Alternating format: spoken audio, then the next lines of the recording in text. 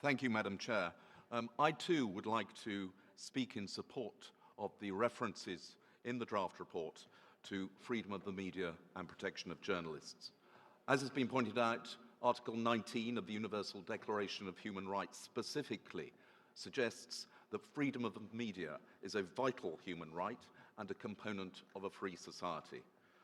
A functioning democracy requires that we have free and independent journalists who fulfill the role of exposing corruption, highlighting injustice, and holding governments to account. But too often, this can lead to imprisonment, to hostage-taking, and sometimes even death. Last year was one of the worst years on record for the deaths of journalists. 80 journalists died in the course of their duties. The worst case, or at least that which was achieved most attention, was that of Jamal Khashoggi in Istanbul. But within the OSCE itself, we have already heard mention of the death of Daphne Caruana Galizia in Malta, and there have been deaths in Slovakia and in Bulgaria.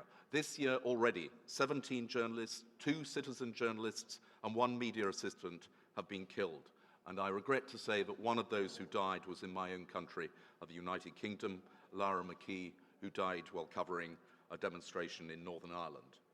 Today, Reporters Sans Frontières records that 178 journalists, 146 citizen journalists, and 17 media assistants are currently in prison. 34 of those are in Turkey, 25 in Egypt, 20 in Saudi Arabia. I very much welcome the release very recently of the investigative journalist Ivan Golunov in the Russian Federation. He was released due to overwhelming pressure from civil society, but there are at least 6 other journalists currently detained there. The UK has made freedom of media and protection of journalists an absolute priority. Our government has appointed Amal Clooney to be our envoy on media freedom, and next week the United Kingdom is hosting a conference for governments across the world to discuss what more we can do to strengthen media freedom and the protection of journalists.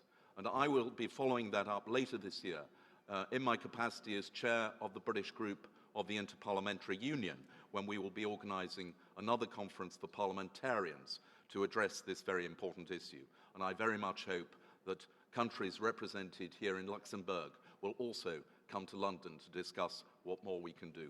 Thank you, Madam Chair.